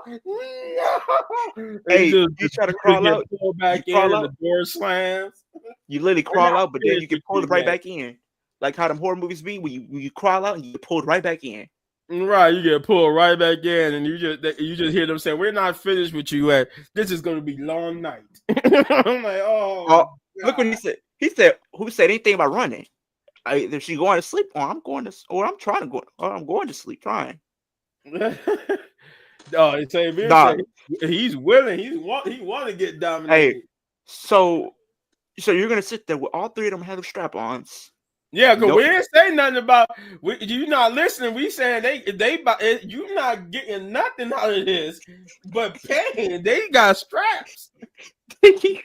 You're getting paid and getting your manhood tested by women. No, yeah, we didn't say nothing about you doing anything. We just talking about them with straps and manhandling you. But They gonna all right, we got off the rails with this. This is the family show. We're talking about wrestling, y'all. Yeah. We're not talking about the other stuff. We're We're not talking about sex education. We're talking about wrestling, people. All right. With that being said, that is our show. That is Survivor Series. So that was the main event. Pretty good. He said, "Oh no, I'm tapping out. Right, I'm good. Please leave me out of it." I'm not tapping it. I'm taking it like a man. What? Bro, did you not hear how we were saying it was going? You see, you were saying you're not listening. They got strap-ons. They're going to dominate you, taking turns. You're not doing nothing with your junk. It's just them and them and your rump. They're running a train on you. You're not getting anything. And the train is the worst way too, bro. It's nothing. Do you not know? I've seen a person that went on an interview and talked about something like that happened in Vegas. Like, come on now. But no. So for me, this was a good pay-per-view. I wasn't bored by it at the least. I was entertained from start to finish, even though there was some hiccups here and there, especially with the women's War Games match. Io was the highlight of that match, as she always is, but there was moments with the slow, obvious, not painful hits and stuff like that. Some miscues, all that. But in the end, I said this is an 8 out of 10 for me. This was an 8 out of 10. Pretty good pay-per-view. Pretty good. I was left entertained and curious about what's going to happen in the future, especially now where if these injuries we starting to rack up some injuries again, especially with Jay. If Jay's injury is real, because first it's real, then it's not real, then it's real. So if her injury is real and we got all these injuries and stuff like that, I would say there's going to be an interesting future coming forward because we got people who might not be able to wrestle for a minute. But it was still an 8 out of 10 pay-per-view for me. Leo, what would you give it? On overall the show, I would give it like out of 5. I would give it a solid 3 because the in-rings aspect for a lot of these matches was really good. Like the women's, they really brought it towards the end. The U.S. title was good to an extent. The triple threat was really good. The world title was really good. The main event was really good, and the in-ring aspect. So I will give it that. But I have to deduct mainly because I feel like the heel should have won, and then the cash in that kind of was a little wonky, and then how it felt slow a little bit, and it felt like there was a little botches here and there where they weren't really connecting with some things, so I had to deduct a little bit with that. And I also had to deduct from the US because I feel like the match could have went on a little bit longer to drag up into that ultimate crescendo. So you said you get what was your score for it again? 3. Oh, oof. He said, "Nah, I'll go rent some hookers then because ain't nothing going anywhere." Yeah. Hey, go to Vegas. What happens in Vegas stays in Vegas. Hey, and it's legal in Vegas too. But dang, my boy Leo said he give it a 3 out of 10. No, 3. Oh no, out of 10? Yeah, out of 10. Oh, out of 10, 6. Oh, no, okay. no, as a matter of fact, I'll give it a 7. I'll give it a 7. Okay. 6.5, 7. Okay, so he would say it's a above average show. All right. Yeah. Jeff, what would you give it? If it wasn't for the men's War Game match, I would have gave it maybe a 5 or 4. But the men's War Game match for me, what made Survivor Series good So I'm gonna say a 6. All right. All right. He said Jeff would give it a 6 as well. As my boy Sabier said, a solid 9. It was really good. Not a lot of matches and filler content. Yeah. AEW. Filler content. I think the only thing that was kind of just out there in terms of filler was that whole Alpha Academy promo. It was just like, what was that even for? I didn't want to see any, even though it was blurred out. I didn't want to see his junk. I didn't. His junk. I didn't want to see the man downstairs. Yeah, right. Like I said, that was a weird. How does Zawa feel about this? How does Maxine Dupree feel about this? She don't care. You heard they reacted. They were like, oh. She said, Otis, your pants. My boy Otis was strutting with confidence. I'm like, at first he didn't have no shirt on. At first he didn't have no shirt on. Yeah, he didn't even have no shirt on. Then they had to. He did have a shirt on. He had a shirt on. At first he didn't, and then they gave him a shirt. I might have to go back and watch that. But I'm not. Because he opened the door. He opened the door and gave him a shirt. They opened the door. They did get him. They did get him a shirt.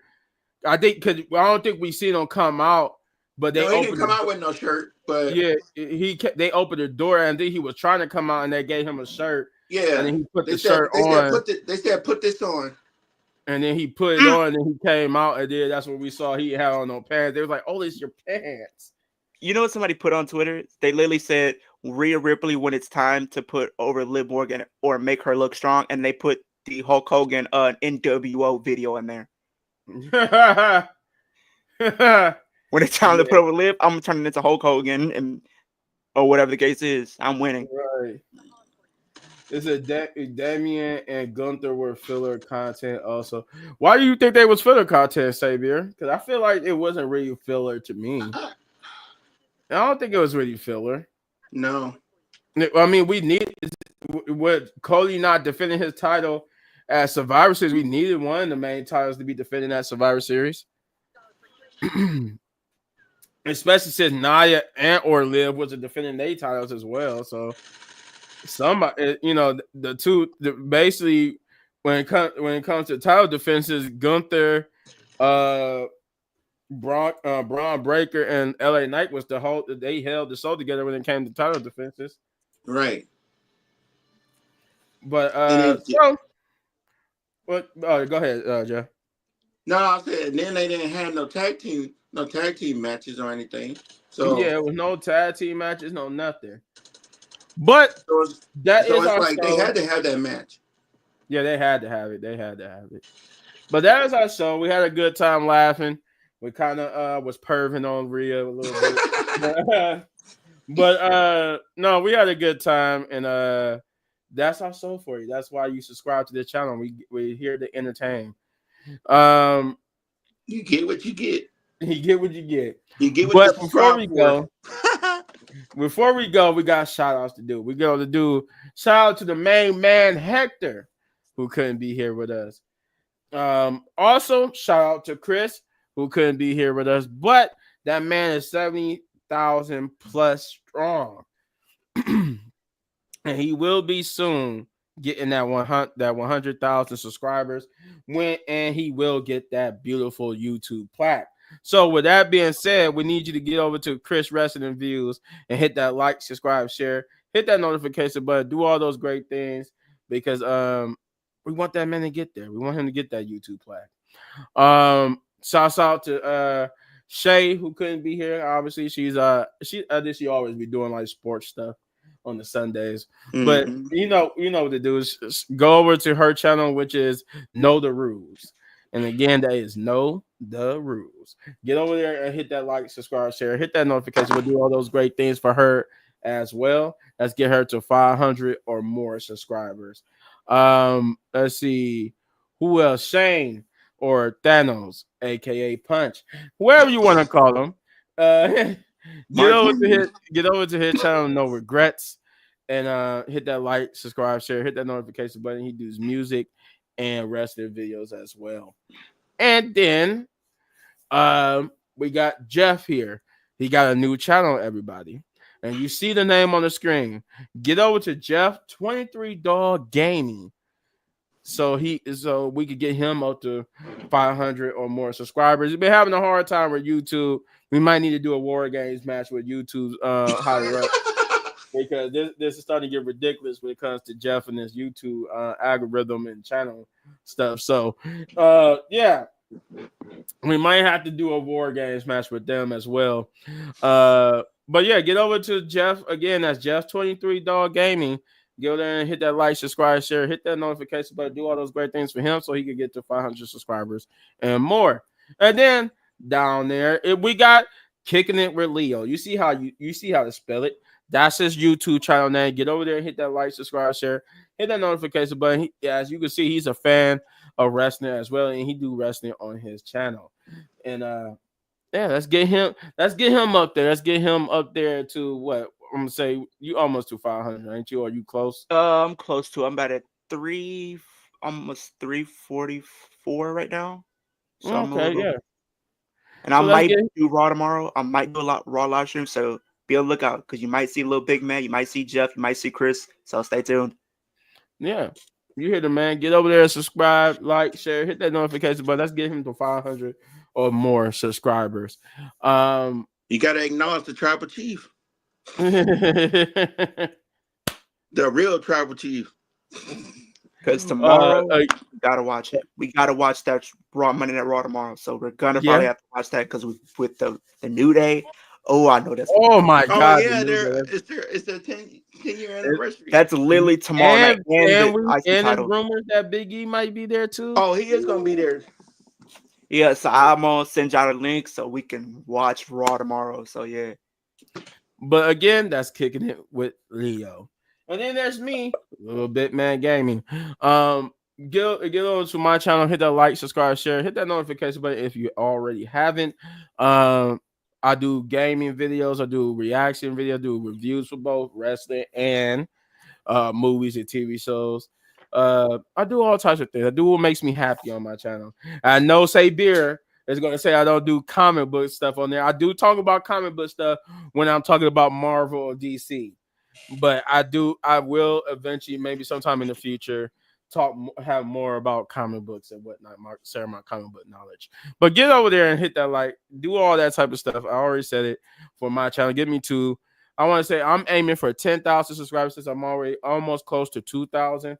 I want to aim. My main goal is to get to 10,000 subscribers, because I might have a reward for you guys, and that's a set way to say that the main channel here. Before we go, always hit that like, subscribe, share, hit that notification button for the Wrestling Pit podcast, because once we get to 500 subscribers here, we got a reward for you as well. Now, Shane said we don't know what it is, but Shane said it will be one for one lucky member once we get to 500 subscribers. So hey, you got 2 rewards to look out. You got a reward coming from me for my personal channel, and you got a reward coming for this channel. So hey, you want to win that, you better be telling your mom, your dad, everybody to subscribe to the channel. We need to get there. Yeah, there you go. He talking some and comics. With that being said, we're going to sign off like we always do by saying what we always say. Wrestling Pit podcast, baby. Yes, we love you guys. Enjoy the rest of your night. I will be getting on later, so to play some more video games. So peace out, everybody. I don't know.